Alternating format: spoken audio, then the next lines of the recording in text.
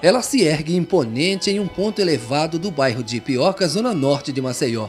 A localidade surgiu por volta de 1625.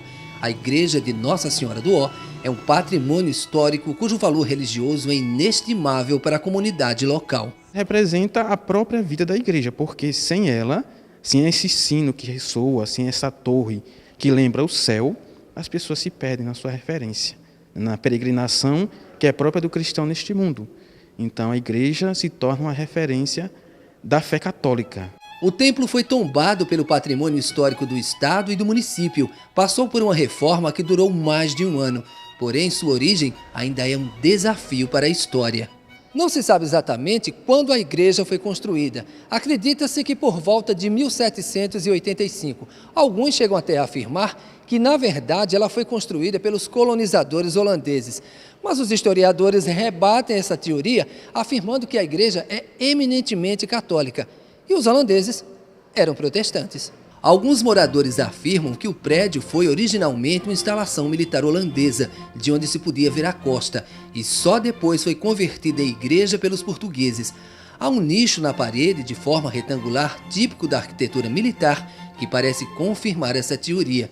Esse pesquisador defende essa hipótese. No documento de tombamento da igreja de 1982, quando o governador decretou que a igreja teria que passar por uma reforma paliativa do telhado, esse documento relata que aqui era habitado, né, era um forte dos holandeses, como defesa militar dos mesmos. Foram construídos 2 fortes e um dos fortes é hoje a igreja de Nossa Senhora do Ó. E ele vai mais longe.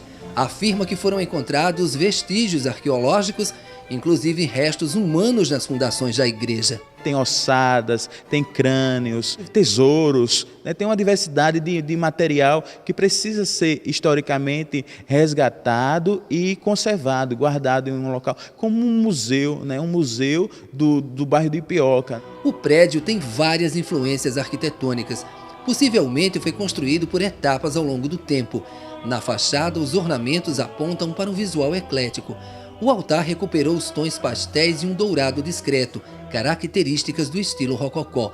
Por todo lugar encontram-se obras em cantaria de pedra. Essa pia batismal foi esculpida em arenito, uma pedra muito comum no litoral do Nordeste. Não se sabe dizer se ela data da mesma época de fundação da igreja, mas de uma coisa se tem certeza. Foi nesta pia aqui que foi batizado o segundo presidente da República, Marechal Floriano Peixoto. A imagem de Nossa Senhora do Ó, confeccionada em terracota, foi reconstituída depois de ter a cabeça quebrada em vários pedaços.